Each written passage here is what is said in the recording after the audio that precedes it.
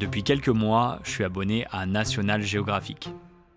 Alors c'est très intéressant, mais il y a une chose qui m'intrigue particulièrement, c'est les photos d'animaux qu'on peut voir dans certains articles. Je suis pas du tout expert en photo animalière, mais en lisant les descriptions, je m'aperçois bien que ça nécessite beaucoup de connaissances et du matériel bien particulier. Et même si j'ai ni l'un ni l'autre, je me suis dit que ça pouvait être intéressant de tester par moi-même, non pas en Antarctique ou en plein milieu de la jungle, mais simplement en France et plus précisément dans l'Indre. Si vous voulez une petite piqûre de rappel, c'est juste ici. Là-bas, j'ai retrouvé Clément, un pote d'école d'ingé qui fait de la photo animalière et qui connaît quelques spots sympas autour de chez lui. Dans cette vidéo assez tranquille, je vous embarque avec nous pendant 48 heures sur les traces de mammifères, d'oiseaux, d'insectes et même de gastéropodes. Je vous en dis pas plus, si ce n'est qu'à la fin, on a fait une belle rencontre. La première journée a commencé très tôt. L'objectif, c'était d'aller en lisière de forêt à l'entrée d'un champ qui appartient au père de Clément qui est agriculteur. Quelques semaines plus tôt, Clément m'avait envoyé des photos de chevreuils pris dans cette zone, donc on s'est dit que ça pouvait être intéressant de s'y rendre. En photo animalière, ce qu'il faut savoir, c'est qu'il y a plusieurs façons de procéder. On peut faire de l'affût, donc on reste immobile dans une tente qui est camouflée, ou simplement derrière un filet de camouflage, ou alors on peut décider d'être mobile en se déplaçant discrètement à différents endroits pour essayer de trouver des animaux. Pour cette fois, c'est la deuxième option qu'on a choisie, notamment pour ajouter un peu de variété à la vidéo.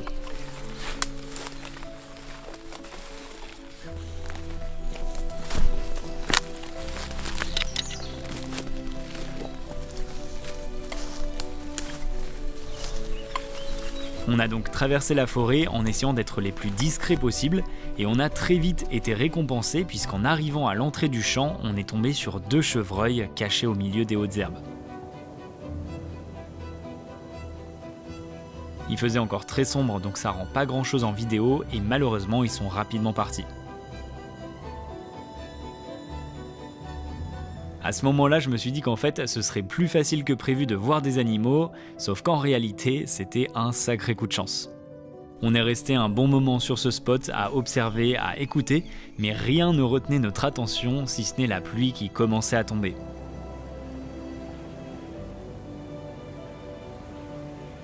On a alors décidé de changer de zone pour se rendre dans une plantation forestière, mais on gardait bien sûr toujours un œil sur le moindre mouvement qu'on pouvait observer autour de nous.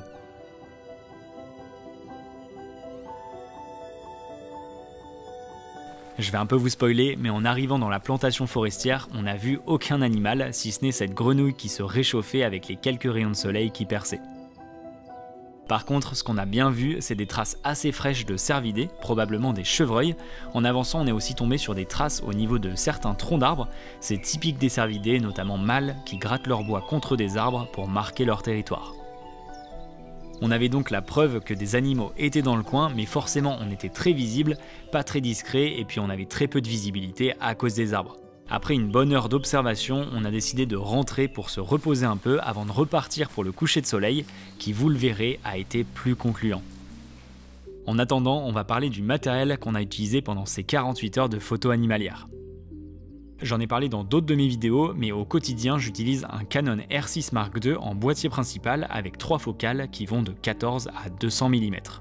Le problème, c'est que 200 mm c'est clairement pas assez pour de l'animalier, donc avant de rejoindre Clément, j'étais passé chez IPLN, une excellente boutique photo que vous connaissez certainement, et ils m'ont gentiment prêté un 200-800 mm qui est clairement l'objectif qui offre le meilleur rapport focal-prix chez Canon. Du côté de Clément, qui a l'habitude de shooter avec un réflexe Nikon, ils lui ont prêté un Nikon Z6 III avec un 180-600 mm qui lui aussi est très populaire chez les photographes animaliers. En tout cas, un grand merci à eux pour le prêt, ça nous a permis de bien profiter. En fin de journée, on s'est dirigé vers une zone qui compte plusieurs lacs dans le but de filmer et photographier des oiseaux. Sur le chemin, on est tombé sur une écrevisse qui se déplaçait pour changer de plan d'eau. Il s'agit probablement d'une écrevisse de Louisiane, c'est une espèce invasive qui vient des États-Unis et qui a été introduite en Europe dans les années 70 pour faire de l'aquaculture. Une partie a réussi à s'échapper et maintenant elles sont un peu partout en France et elles concurrencent nos espèces locales. En tout cas, c'était une rencontre inattendue. On s'est ensuite dirigé vers un affût pour y passer la fin de journée, et même si on n'avait pas face à nous une scène très impressionnante avec des tonnes d'oiseaux, vous allez voir qu'en réalité, quand on zoome à droite à gauche, on peut observer beaucoup de choses, comme par exemple ces deux hirondelles rustiques qui partagent une branche, en train d'admirer en face d'elles une bergeronnette printanière qui nettoie ses plumes. Sur la berge, un ragondin se lave tranquillement. D'ailleurs, comme pour l'écrevisse de Louisiane, c'est une espèce invasive. Il vient d'Amérique du Sud et a été introduit en France autour de 1880 pour sa fourrure. Sauf qu'après les deux guerres mondiales, l'élevage décline et beaucoup d'individus sont relâchés dans la nature. Aujourd'hui, on en compte plusieurs millions en France et ils sont connus pour dégrader les berges en creusant des galeries. En tout cas, celui-là partage son territoire avec des grands cormorans et des mouettes rieuses.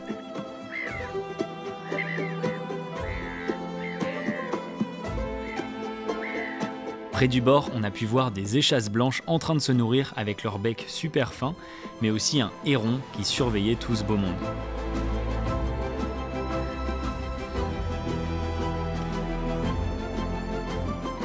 Pour finir ce petit tour d'horizon, on pouvait aussi observer en haut d'un arbre un milan noir qui a rapidement décollé.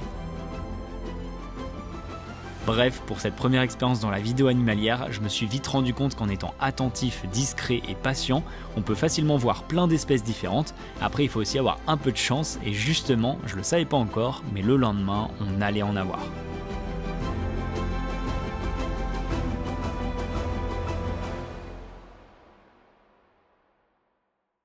Juste avant de passer à la suite, petite pause pour vous parler d'un challenge qui est organisé par Artlist, le partenaire de cette vidéo, et qui pourrait vous faire gagner la somme de 100 000 $ pour réaliser votre projet le plus fou. Avant de vous en dire plus, j'ai envie de vous parler rapidement de 3 nouveautés qui sont arrivées récemment sur la plateforme. Déjà, sur la page d'accueil, vous avez maintenant une playlist en temps réel avec les musiques tendances de différentes plateformes, et juste à côté, vous avez une liste de musiques libres de droit qui leur ressemblent.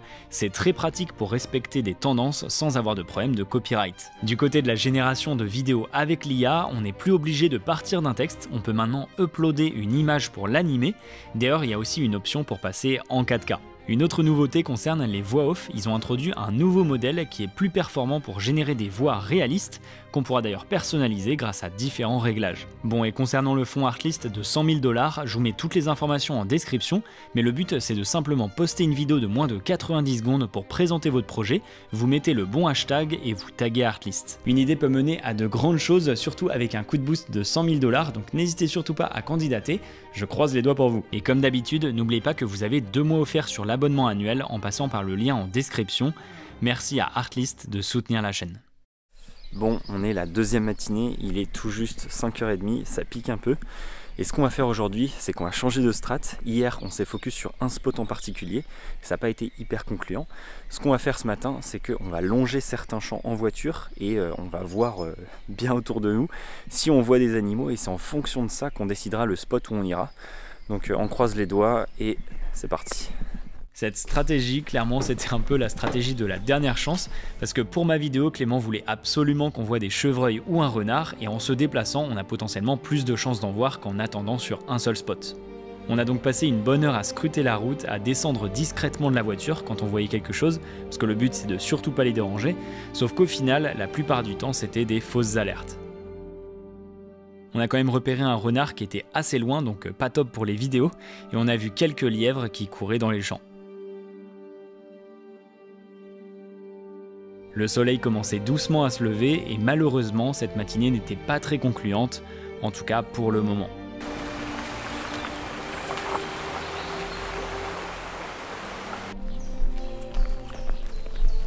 Après un peu d'hésitation, on est finalement retourné sur le spot de la veille en se disant qu'avec un peu de chance, cette fois-ci les animaux seraient au rendez-vous.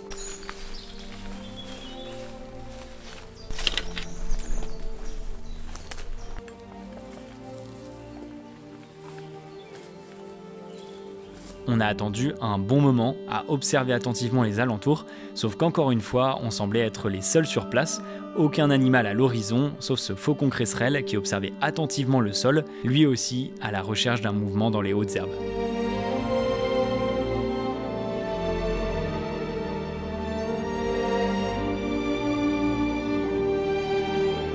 On est donc sorti de la forêt, on a commencé à se balader en discutant.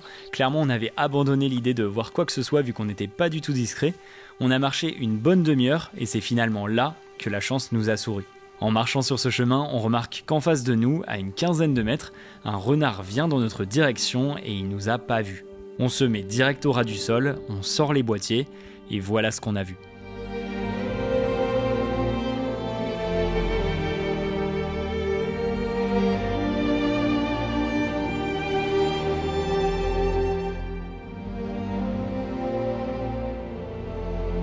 Alors c'est loin d'être le plan du siècle, à cause des hautes herbes on n'avait pas une énorme visibilité, mais c'était assez fou d'être juste en face de ce renard sans qu'il nous voie.